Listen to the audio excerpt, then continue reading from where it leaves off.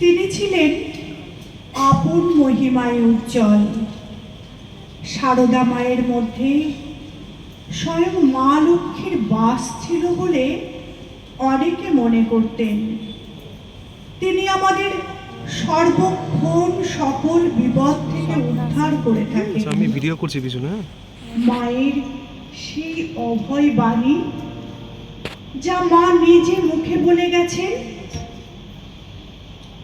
জীবনের সকল সময় সকল অবস্থায় মনে রেখো, আমার একজন, তোমার একজন মা আছে। তিনি সকলের মা, সকল বিপদ থেকে তিনিই রক্ষা করেন। আর এই অভয় বাণী স্মরণ করেই শিল্পী কৃষ্ণা সরকার তার নিজের সুরে ও রচনায় গেয়ে উঠছেন।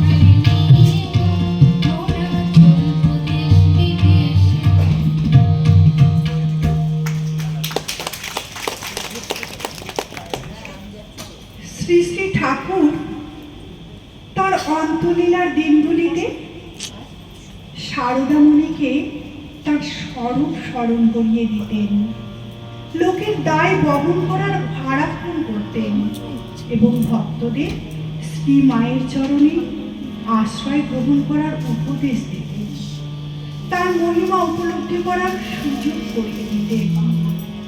মা সারদার নিত্যকালের লীলা বিলাস শ্রী রামকৃষ্ণের সঙ্গে শুধু ভিন্ন নামে, ভিন্ন রূপে, ভিন্ন পরিপ্রেক্ষিতে। শক্তি বা মহামায়া প্রসন্ন না হলে সাধকের সিদ্ধি অসম্ভব। সারদা দেবীকে এই শক্তি বা মহামায়ার জীবন্ত বিগ্রহ রূপে শ্রীরামকৃষ্ণ দেখেছেন। তিনি জগৎধাত্রী, জগদম্বিকা, জগৎ মাতা।